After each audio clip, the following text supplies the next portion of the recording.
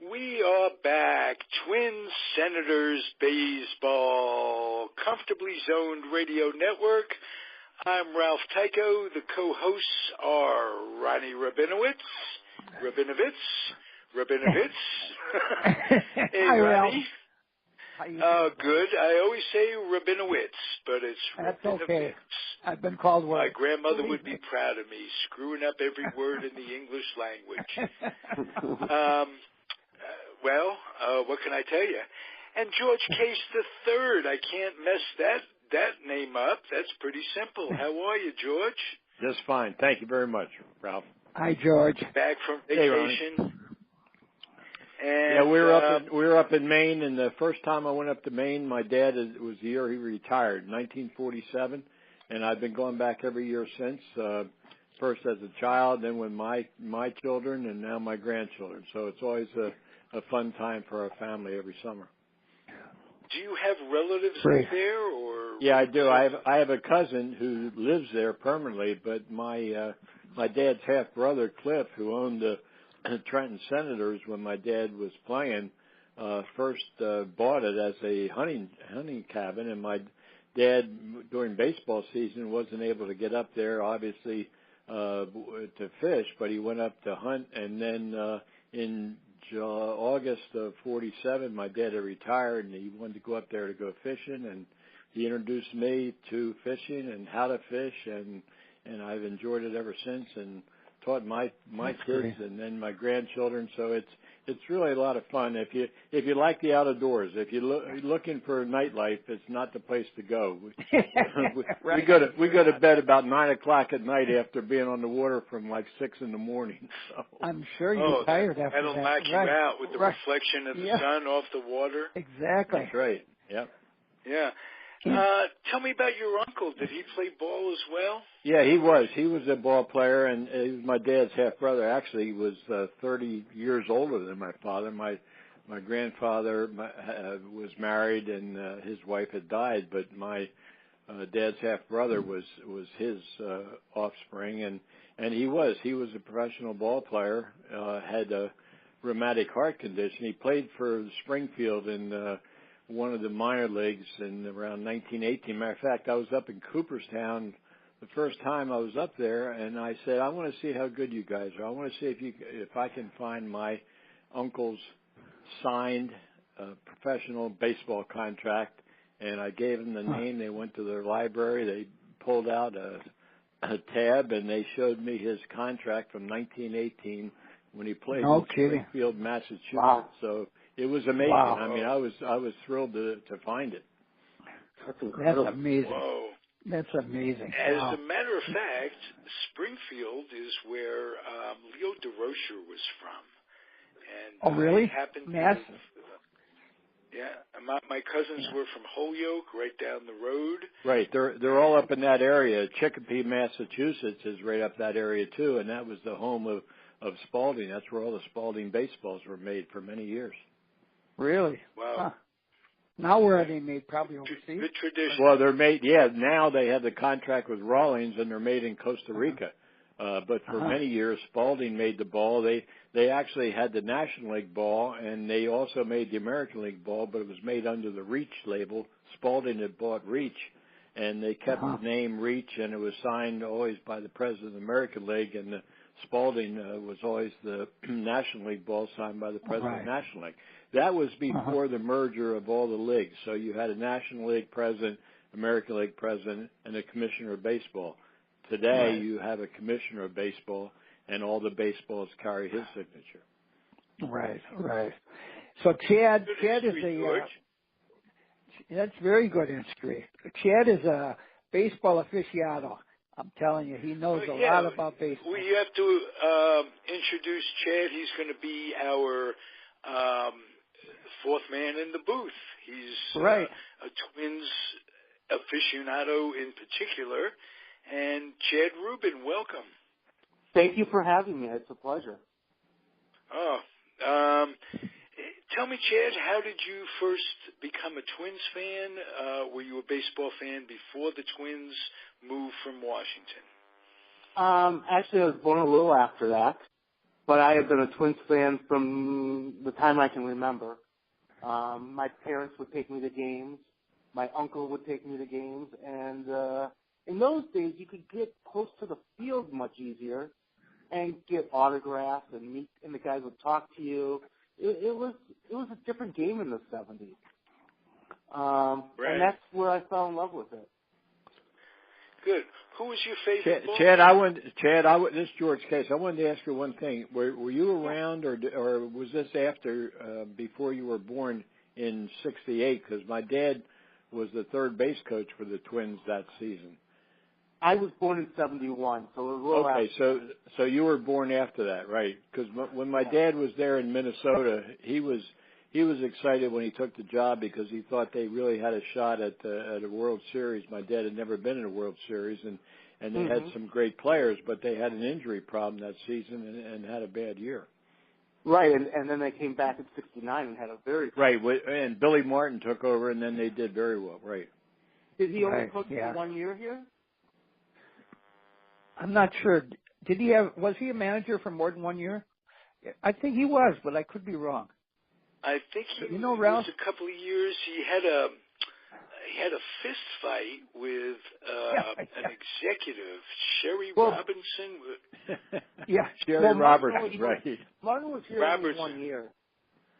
He and Calvin Griffith didn't get along.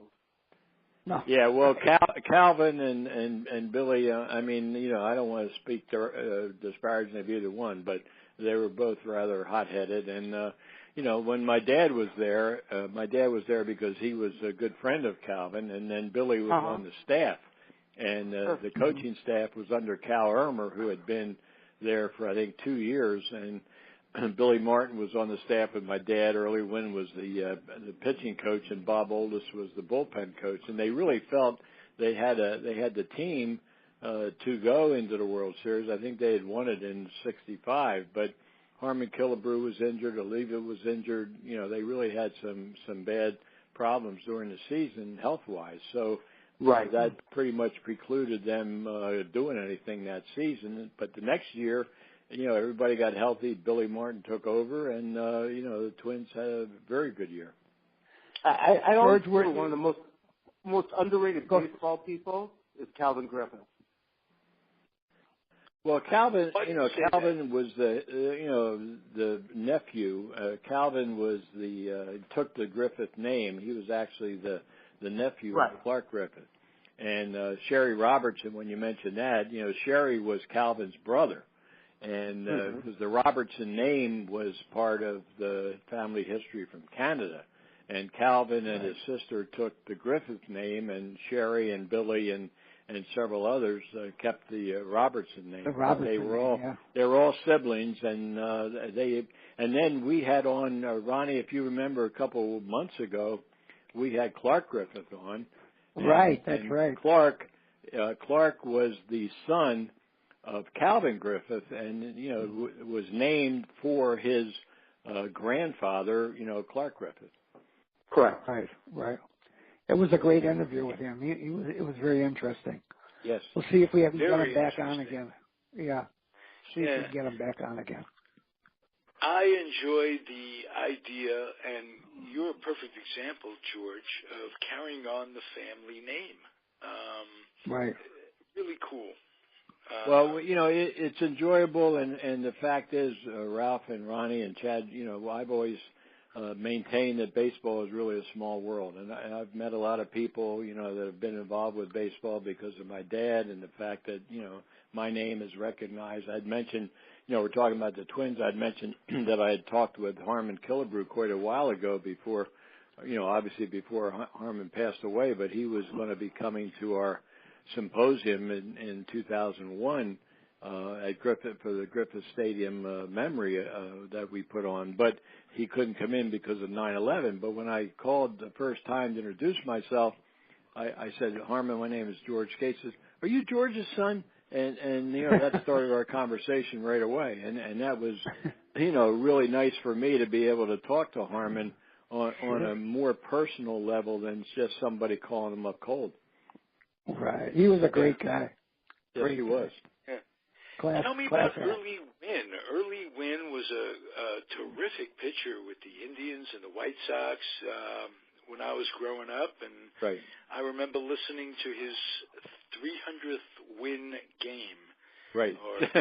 they practically had to keep him propped up on the mound to get that 300 win, because Early said, and he and my dad were very, very good friends, but Early said, he was really out of gas by that time, but he wanted to get that 300th win. And I think another one of our friends, Hal Bach, had written a book about the 300 game winners, and Early Wynn, I believe, was one of the last, if not the last, of the 300 game winners. And Early was a terrific pitcher. He spent many years in Washington, teammate of my dad, with not a lot of support. But then over the years, he went with the White Sox, had some very good seasons, and then with the Indians, that magical year in 54 when they won 111 games. Yeah, right. Yeah. He was quite a pitcher. Think about that pitching staff, gentlemen. He was a little bit over the hill, but he was still Bob Feller. You had Jim Lemon. You had Ray Narleski, Mossy, of course, Wynn. And Mike Garcia. Mike Garcia, of course. Mike Garcia is the one that a lot of people, forget about because of Lemon and Feller and Wynn all being Hall of Famers. But in that 1954 season, Mike Garcia won 19 games. Wow. Right. I didn't realize that. No, they had a hell of a... Was Mike Garcia with Baltimore, too, for a long time? Yeah, he might have been. I think he was, Ralph, I'm not sure of all the teams he played for, but, yeah, he was a big, burly guy. Matter of fact, they call him the Big Bear, and he was a tough pitcher. He and Early Wynn, I mean, those guys, they fear nobody, and if you stood up against them, you might wind up on the seat of your pants because, home plate... that's the kind of pitchers that they were. It's not like today. I mean, you have brushbacks and everybody gets in fights and that kind of stuff. Back then, it was part of the game. If you stood up there and you crowded the plate and they wanted to come inside on you, they would. Right. That's right.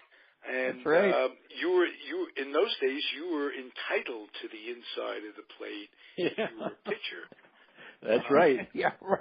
That's right. I think I told the story. I don't mean to dominate this conversation. I don't like to hear what Chad says, but I think I told the story one time about Early Wynn and his son Joe Early, and Joe Early and I grew up together, and Joe Early was taking batting practice against his father and hit a couple shots off him. So Early knocked him down. He said, "Hey, I just wanted to show my kid who was boss." I love it. That is a great story. That's your own kid. Yeah. Okay. Unbelievable. Hey, Chad, let's talk to Chad about a little. We haven't done this. We've been doing this Twins Senators Twins show for 4, 5, 6 months now. Yep. Mm-hmm. Seems like it. And we haven't had the opportunity to really have an expert on the current Twins, what's going on. And it's kind of funny because we started the show and we gave some early prognosis of what was to be expected during the year. And we've had a long-running conversation between George and Ron. They got off to a terrific start, and George keeps saying, well, it's early yet. No pun with the early win. And Ron says, well, we'll see what happens. And week after week, they've been doing very well. And the other day, maybe a week or two ago, George says, it's not early anymore. That made me laugh because we were all surprised that the Twins they're in contention. Let's put it this way. I want to know from you, Chad, why they're in contention, what you were surprised about, and how you feel they're going to do in the second half. Well, let's start why they're in contention. And I think that the most important thing this year is their defense. Buxton in center field has been unbelievable. He gets to almost every ball. And if he doesn't get to the ball, no one can get to it.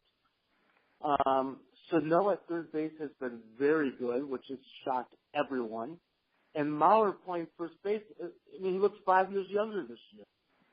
So that defense, which was absolutely awful the last 3 years, has saved them a lot of runs. And that pitching staff cannot afford to give up extra runs. They don't have any talent on that pitching staff other than 1 or 2 people. Right. So that has been the biggest difference. And you can see it in the field. I mean, they just seem to have a little extra this year. Okay. Chad, I'm interested in knowing one thing about the Twins, because I haven't really been following it anywhere nearly like I used to. But how's the attendance been with this kind of start? I would think that the Twin Cities would be pretty excited about what's going on. It's actually really picked up the last probably 2-3 weeks. It really has. That helped. The weather here has been awful in the spring. That didn't help matters. And now school is out, too. That has a lot to do with it. That has a lot to do with it as well. But I think a lot of people, because they've been so bad the last few years, were waiting to see if this was real or not.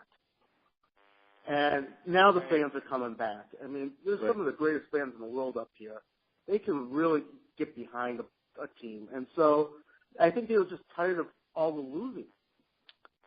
Right. But the fans have come back. One of the things I think, Chad, that's also been very important is the 2 acquisitions that they got from, the new general manager and his assistant. They've got some great track record from Texas and Cleveland. And I think these young guys are really going to turn this thing around. I know that the minor league farm system was in pretty bad shape. And I think they're working on that too. So even if they don't win it this year, I have a feeling that they're going to be in the hunt for a long time ahead. Listen, they should not win this division this year. They're good, they're fun, but they still got 4 or 5 guys in their lineup who are under 25 years of age. I mean, let's give them another year before we, want a division title. I mean, I'm proud of them that the way they're playing right now. I mean, Rome is not built in a day. Right, exactly. The new general manager, he hasn't even really put a stamp on the team yet. I mean, no. He I like what he's done. He doesn't come in and tear everything down. He's studying what they're doing. And that takes patience. And, if you're a fan, you just want to see some good baseball. We have not seen that the last few years. It's been very, very disappointing. Outside of a couple players, they looked lethargic last year. I mean, it's just terrible. Terrible last year, yeah. So it's nice to be going into July and having a team that's at least competing for for a wild card spot even. Right. They're exciting. They are exciting. Chad, is there anybody coming up in the minors that you've been watching that you think is going to make a splash in the not-too-distant future? Well, their best prospects are really at Double-A and Single-A right now. However, the kid they called up yesterday, Zach Granite, he got an at-bat yesterday. It was a 12 or 13 pitch at-bat that he finally flew out at, but got a standing ovation from the fans for it. But he's hit 360 at AAA this year, and he hit over 420, I think it was, in the month of June alone. Wow. And this was supposed to be the 21st best prospect in the organization. So they've always had great hitters come through this organization. Their biggest problem is pitching, and there really isn't much of it on the farm. Do you foresee them making any trades, Chad? I'm sorry, what was that, deadline? Do you foresee them making any trades during the trade deadline to bolster the pitching staff? And how close they are to Cleveland at that point. If they suddenly fall down, then I think they're going to try to trade Santana, and they might be able to get a good haul for him. That is the strategy that these 2 men, the general manager and the assistant general manager, have done in Texas and Cleveland. That's what they were taught, build your prospects up, and then build up your minor league system. So when you need a good veteran, you can go out and get him, like you did with Andrew Miller last year in Cleveland. They gave up some unbelievable prospects, but they went for the title. And look, they were an inning away from winning the title. I mean, that's how you use your prospects. Right.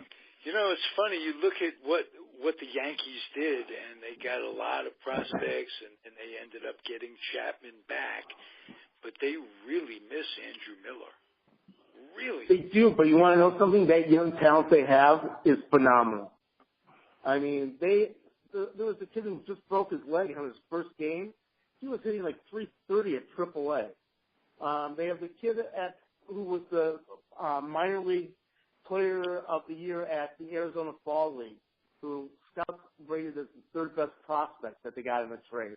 I mean, they did really well in those trades for Chapman and for Miller. Got to stop and talk about Fowler, who did break his leg. He was and probably still is, because he messed up his knee, but hopefully he's going to be back. First inning, probably I don't know if it was the first play. It was the second batter, I think. Smacks into an air conditioning unit or an electrical unit that was put on the fence. Nobody ever hit into it before. They never thought about padding it or anything. This kid has a suit against a lawsuit going, or somewhere in the future, against the Chicago White Sox stadium against the team. Just they screwed up by not padding that thing. And the sad part is this kid was really a prospect, hitting like hell, and second batter or whatever it is. That's a shame. Welcome to the major leagues. Yeah. But as an aside, and George, you'll appreciate this, because you can remember what salaries were like, benefits were like in the old days before the unions, and maybe you can address that, how that got started with Robin Roberts. And I'm curious to know if your dad had a hand in bringing the unions in. But this kid and every kid that makes the major leagues play one inning, just be in a game, and you have free health insurance for the rest of your life. Wow. Well, Ralph, I did not know that, but that is phenomenal. I mean, that's quite a benefit, and the players obviously are getting huge salaries, but the expenses and the benefits going to go well beyond their playing days, which, as everybody knows, are very short. But that's terrific. That's a wonderful benefit. It's terrific for the players, but there's no vesting involved, and I would say probably the strongest union in the United States of America is the baseball. Oh, without a doubt. Yeah, I think you're right. Absolutely. Yeah, the players' union. So. And my personal opinion, that's one of the reasons I think you'll never see with the DH gone away, because the fact that the players' union would never go for it. That provides employment for a lot of players who might be unable to play in the field, but if they're in the American League, they can still get their 300, 400 at-bats during the season. In their twilight of their career or something. Yeah, it's a terrific benefit for the players, and that's one of the things that the Players Association has lobbied very successfully in coming up with.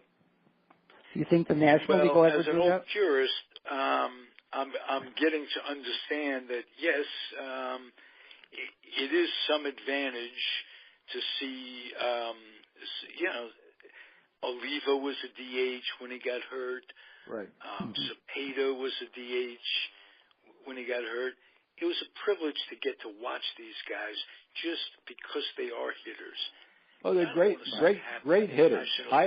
My personal bias, though, I don't like the DH because there's a DH in one league, there's no DH in the other league, and to me, baseball should be governed by the same rules in both leagues. It's a different strategy that a manager employs when he's got the ability to have a DH versus the National League when you have to have that batter be a pitcher, right. and his job is to move the runners. If he's not a good hitter, he can at least move the runners. Well, in the American League, that's a different strategy because now you got a guy who's a great hitter, and you don't have to worry about that. You just get him up there and take his swings. Mm-hmm. It's taking bunting out of the American League. What? Bunting? Yeah. Oh, absolutely that. Oh, yeah. And it also really takes an element out of the game. We used to say, "Help yourself, kid." Right. And there were pitchers who could. They would. The strategy of the game is totally different. Yep. Yeah. Right. That's why I think the National League will keep playing the way it is, but I don't think the American. So I mean, I might be totally wrong, but I think down the road, I'd like to see both leagues were the same, but I don't. Once they open the door and they put the DH in, I don't see it going away. Now, right. In the old days when baseball played, for 50 years, 100 years, whatever it was, I mean, the pitchers hit. And that was part of the game. And when you're an athlete, if you're a pitcher, and there were some great hitting pitchers over the years, and some pitchers were actually pinch hitters, and right. That right. was part of the game, and they took pride in their hitting. And the fact is that if they weren't a good hitter, they did learn to bunt. If the situation required it to move up a runner, they knew how to bunt. Well, to me, it's almost laughable today to watch guys trying to bunt. They have no idea. They don't play pepper anymore. You guys are dipping their bat. They're doing all kinds of crazy stuff. Instead, you were always taught to let the ball meet the bat, to keep the bat level, let the ball meet the bat, and if you're going to go right field, first base side, left, third base side, whatever, you learned how to bunt. But today, I see very, very few ball players who really know how to bunt because most of the guys are interested in hitting the long ball. That's what brings the fans in, and that's what causes the excitement and the big bucks. Yeah, but we mentioned Bob Lemon a little while ago. Bob Lemon was the starting center fielder for the Indians, and yes, he was. 1946. He was the starting center. My dad was in left. Lemon was in center, and Hank Edwards was the right fielder. So during that, about the first 6 weeks of the season, Lemon was struggling at the plate, but he had a great arm. And so Pat Harder, who was the pitching coach for the Indians and a great pitcher himself, talked to Lou Boudreau and said, Lou, I think we should turn Lemon into a full-time starting pitcher, which he did, and, a Hall of Fame career was born. Yeah, unbelievable. Pat Harder, was it Mel Harder? Mel Harder, yeah, I said Pat Harder. Yeah, Mel Harder, right. And Mel Harder had been a great pitcher, and was on the staff of the Indians. Actually, he did a little bit of pitching, but he was mostly there, as a pitching coach. And it was his recommendation to Lou Boudreau to convert Lemon. Who was your dad's favorite manager of all time, George? Well, my dad really loved Bucky Harris. Yeah, Bucky Harris to my father was the best, and my dad would say that. But then, long term, probably Joe McCarthy, and of course McCarthy was surrounded by a wonderful cast of players. But when you look at McCarthy's record over the years, it was unparalleled. Right. Anybody he played for that he really didn't like playing for? Not that I ever heard about, Ralph. My dad was always very complimentary. He liked guys very much, and the managers back then and the players, a lot of them were very friendly. And I think I mentioned the one time about Jimmy Dykes when Jimmy Dykes was managing, and somebody had said to him, and Jimmy was a very humorous guy, and he'd written a book called "You Can't Steal First Base." And somebody said to Jimmy one time when he was managing, "Hey, I hear a case is fast," and Jimmy said, "Yeah, I heard case is fast too. When he's asleep, he's fast asleep."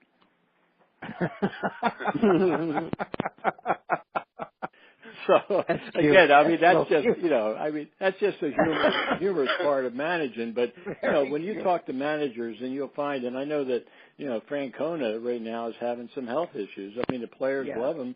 A lot of people, love playing for certain managers. Stengel was a character and would drive everybody crazy, but, he produced some fantastic teams. Yes, he did. He had a great expression. He says, the secret to managing is to keep the 9 players that hate you away from the 9 players who are undecided. That's pretty good, right? That's very good. So who's going to manage the All-Star game in the American League? Because Francona's out. Yeah, I saw it yesterday. I forget, it was one of the coaches on his staff or something. But Francona, I mean, that's an issue with a heart situation that you got to take taken care of. But you got to take care of it. Be fine. I think they caught it. Yeah. But there's so much pressure on managers, and when you have a problem like that physically, it's got to be dealt with. Oh, sure. His bench coach. I think with him, it's a defab problem, skipping beats or speeding up or this, that. And I think they're handling it with medication. He's going to get some rest. Yeah. But he'll be fine. Well, as you say, the heart is nothing to mess with. You can't monkey around with it. Right. You've had some heart issues, problems that were corrected recently. Right. And that's right. Yeah. So you got to be careful of the heart. That's right. Absolutely. What do you think of the Dodgers this year, hey, guys? Best team in baseball. I'm very impressed. I'm impressed with a good young Dave Roberts, a good young manager. I love him. I think he's a great manager, and I think this Bellinger and Chris Taylor, 2 young kids, are doing great. Seager's doing good. It's fun to watch. They're never out of a game. It's just amazing. Last night you guys have a show coming up this week on this very station. We have the Dodger Baseball, A Tale of Two Cities, Brooklyn to Los Angeles. Peter Trunk is your co-host. And what do you have coming up this week to talk about? We have a really wonderful person who's a dear friend of mine. Her name is Angela Cristino, and she heads up a portion of the MLB where she goes down to Latin America and discusses with the Latin players to get them ready for living in the United States, language and customs and different things like this. She's really an intelligent, wonderful woman. We've been very dear friends for several years, and she's going to be an excellent guest. Terrific. Now, George Case is also a co-host of another show on this very network, the Comfortably Zoned Radio Network, and it is Vintage Sports from Nedick's at the Old Garden, the old Madison Square Garden. And we share memories with Hal Bach, and Alan Blumpkin is on that show on a regular basis, and you are, George, as well. I'll tell you, our guest coming up this week is former New York Knickerbocker, Philadelphia 76er, Henry Bibby, who has baseball ties. He's a terrific basketball player, of course, played on championship teams with the Knicks, and went on to really play good ball. He was kind of a role player with the Knicks, but he played good ball with Dr. J and Chocolate Thunder. I remember with those Sixer teams that were excellent. Can't wait to talk to him. And George is going to ask him about what kind of shoes he's wearing. I'll save that for Tuesday. We'll see if Henry remembers that situation. I wanted to ask one thing to Chad. Chad, we're talking about the Latin players and what Ronnie just mentioned. The Twins have had some great Latin players, and of course, Tony Oliva, is one that everybody considers probably one of the finest. But there's always been a language barrier and a cultural barrier and that kind of thing. I personally think it's terrific that the Twins and what Ronnie's talking about, that they're doing that. The Twins have quite a number of Latin players in their organization right now. Yeah, it's over the last probably 15, 20 years, they've made a huge focus down in parts of the Dominican Republic and Venezuela. So they've grasped the idea that you need to find players all around the world. Right. And they're going to continue to get bigger and bigger down there. Yeah, it's interesting because the players are terrific coming out of whether it be Cuba or the Dominican Republic or whatever, but it certainly is a culture shock and a language barrier when they come up here if they haven't had somebody to sit there with them and really discuss it. Because I know when my dad was playing with the Senators, they had quite a few Cuban players and actually, could discuss baseball with one another using baseball terms and sign language, but just to have everyday discussions and to understand the differences in meals and hours and the public life, it's very different for a young Latin player to assimilate into the American way of life. Well, one of the reasons the Texas Rangers have had so much success south of the border is they've hired people throughout their organization to help these kids, and we forget how young they are, right, to assimilate with as much as they can into a different society. It can't be easy. Right. Well, they have academies down there, and I think Ronnie's guest on the Dodgers show will talk to that they have academies where kids go to school. Yes, they do. They signed at age 16. You can sign, and they teach them English, and they teach them mores and customs of the United States, not like it used to be.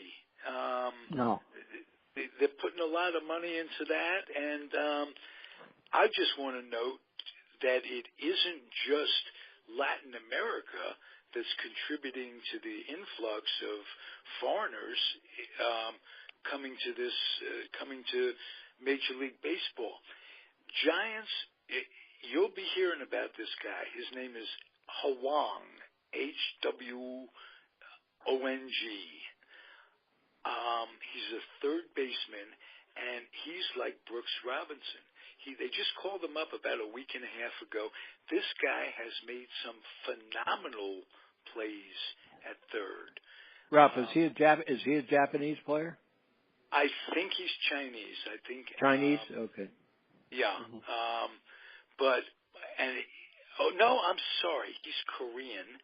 He played in the Korean League for a number of years, and came over here, signed a contract, played in AAA for a while. They brought him up. He's hit a little bit, but his fielding has been incredible. And I just want to note how in 2018 there are fewer blacks playing in the major leagues than there were, and Jackie would be turning over in his grave right now. Yes, he sure was. In like 1959. Right. Absolutely. Fewer blacks playing in the major leagues today.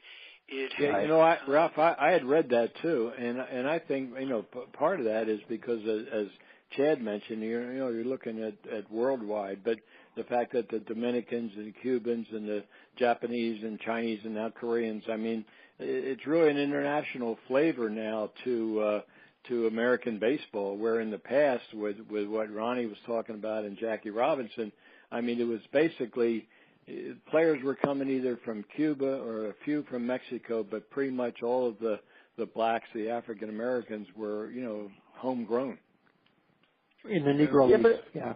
But as you guys know, back in the 40s and the 50s, all the basketball players were a lot of them were white and Jewish. Yeah. Now, right. And now look at the NBA right. now. Red Holtzman comes to black. mind. Right. It changes with the times and the cultures. I just think that's a lot to do with it. Yeah, Major I League Baseball. Major League Baseball they are very aware of the problem. They're very aware of the problem, and they have started this RBI program, which is called Restoring Baseball in the Inner Cities. And I think they haven't done enough yet, but they are working on it to get kids involved again in baseball. Right. Well, I think, and I'm aware of that RBI program, and I wish them well, because if you look on playing fields today, I mean, the fields are empty, but if you go into the inner cities, you go anywhere that has a basketball court, the kids are playing basketball. Right. Exactly. Year-round. Exactly. And, and this has taken a lot of the talent. I mean, the kid might have been a talented baseball player, but, he thinks the game is a little bit too slow. He loves to play basketball, and they're playing year-round. Right, exactly. You're right. So it's an uphill battle, but I think they're working on it quite a bit. They really are. Good. Chet, before we wrap it up, I just want to have us all get to know you a little bit. Who introduced you? Was it your dad, your grandfather? Who introduced you to baseball? And how was the passion fueled for you? My dad introduced it to me, but to be quite honest with you, I'm a numbers person, and my favorite thing in the world is reading box scores. Even today, I love reading them. They're so interesting to me. But like I said, back in the 70s, you could, my dad encouraged us to go get autographs or go talk to the players, or, it didn't matter where your seat was. No one was telling you you had to stay in a certain section like nowadays. I mean, my God, if you get close to the field and you're not back seat, they throw you out of the park. Hey, Chad, you're talking like a real old timer. You know how that makes us feel? He certainly is, and that's the way it used to be, Chad. Unfortunately, it's changed dramatically. So. Right. Yeah. It has. But the fact that you're 30 years younger than us makes this. We're old cockers. Makes you as an old timer. We're not an old. We're an ancient timer. Right. We're ancient timers. That was what made baseball so great. Was your dad would take you to the ballpark, and the food was part of it, the game was part of it, but meeting the ball players there was no autograph guys who were selling their autographs. You got autographs. You went to your favorite player. Nowadays, it's become a business. I mean, I feel bad for the players in some ways because I think they're so isolated from the fans. Right. Right. Absolutely. Well, a lot of it has to do with the absolute disparagement of salaries. It's hard for them to relate to if they're making a minimum of $535,000 coming up. Mm-hmm. That's a rookie salary.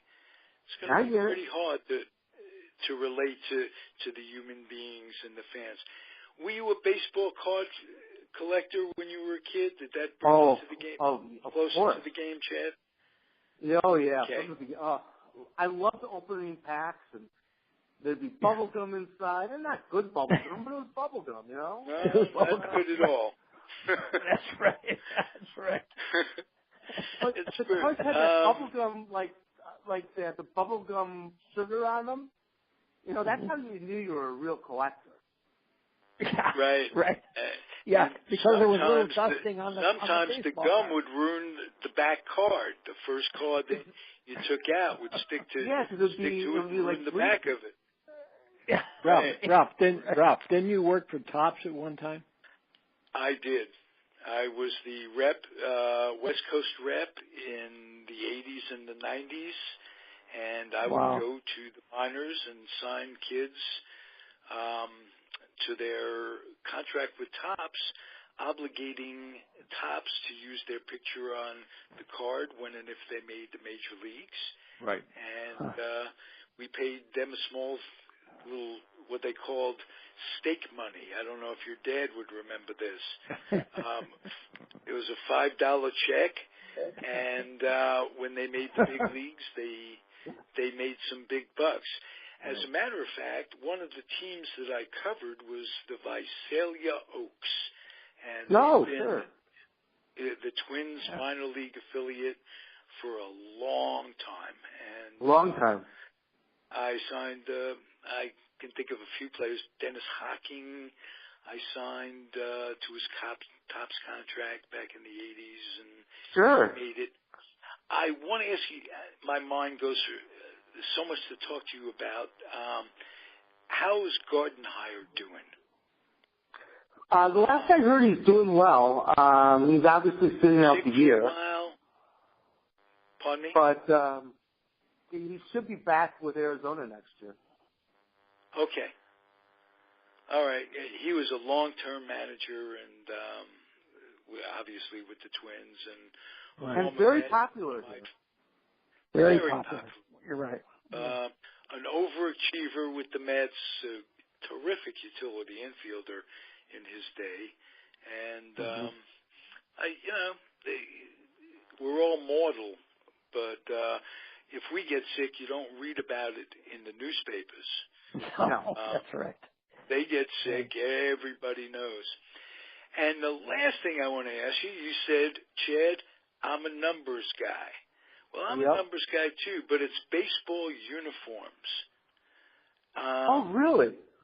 Yeah, I just love, just who wore what number, when, who wore an original number that they switched to. Just my craziness. I want to ask George, what number did your dad wear, and how important did players think about numbers in those days? Were they special requests? Did your dad Ralph, want? To answer your question about numbers, some players are very superstitious about their numbers. Some really don't care. But in the early days of numbering, it was by their position in the batting order.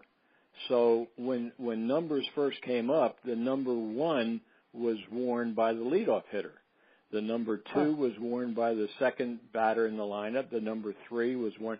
So that's why Babe Ruth, you talk about Babe Ruth, and, before 1929, I believe it was, there was no number. But then when they put it in, he was number 3, and Lou Gehrig was number 4 because he hit 4th in the lineup. Now, when my dad played, it was just, I think it was coincidentally because he was given the number 1 after Buddy Meyer retired.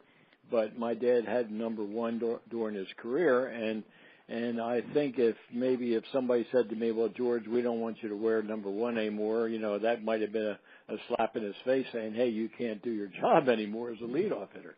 I mean, I don't know that for sure, but I know that I think Mickey Mantle, he loved number 7. That was his good luck number. I think Yogi Berra wore number 8, and yet I have film in our DVD of Yogi Berra when he first came up with the Yankees, I think in 1946. He wore number 36. So, numbers change.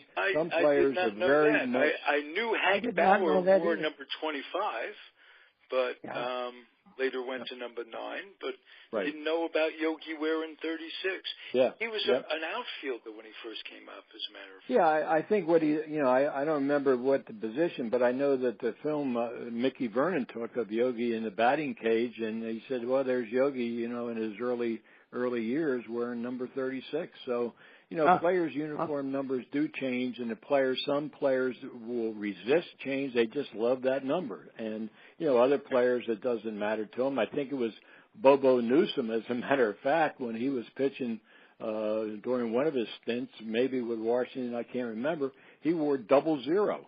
So, it's all over the lot, but I know I'm fascinated by numbers as well.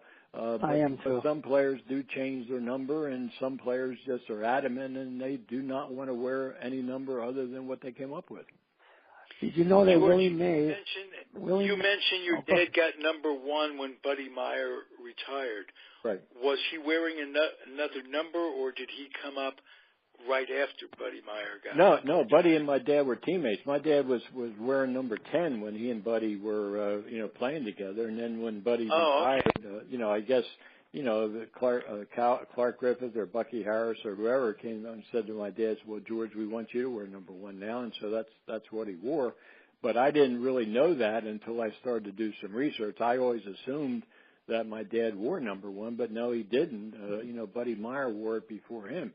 But then I looked into the things further, and that's when it got to me was how significant, people are wearing Babe Ruth jerseys number 3 or Lou Gehrig jerseys number 4. Well, they might think that was their number, but that was their place in the batting order.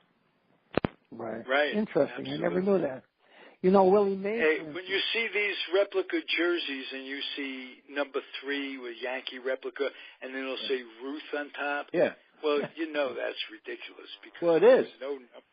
They never had names on the back of the jerseys. Right. Yeah. So that now Willie Mays, for instance, Willie Mays wanted to wear number 42, and apparently there was some other giant that was wearing that number, so he picked 24, just reversed because he wanted to wear 42 for Jackie Robinson. Yeah. Right. Yeah. Well, there's an example, Ralph, and you know very well, number 42. I mean, that's the number that's synonymous with Jackie Robinson. Right. And I have no idea, maybe I have no idea whether Jackie Robinson wore number 42 when he played in the minor leagues. I don't know, but he's. I don't believe he did. No, I don't believe he did. Right. But 42 was synonymous with Jackie. You ask anybody who's followed anything with baseball, so who wore number 42? Oh, Jackie Robinson. So. Right. Right. Exactly. As a matter of fact, nobody. I think the last person who was grandfathered in when they retired Jackie's number. Rivera. Was Rivera. Mariano Rivera, I believe, wore 42. Right. Yep. I think when they made it, I think Mo Vaughn was wearing it, and I think Mariano Rivera. And then after he retired, that was it. Right. Yeah. Right. How cool it is when everybody wears number 42. Isn't that cool? I love it. Quite an honor. That certainly is. On April 15th. Yeah, it's cool. Yeah, but the question is, do they know why they're wearing it? Well, that's a good question. I'm sure they get, at least for that one day, it's in all the papers, they get bombarded. But do they know why? They know why, but do they know why? Yeah, and, exactly. The significance of what it meant. I mean, I know Ron can talk about him all day, but I don't think people understand how he changed America. Right, he did. And that's how important baseball was to America. Right, exactly.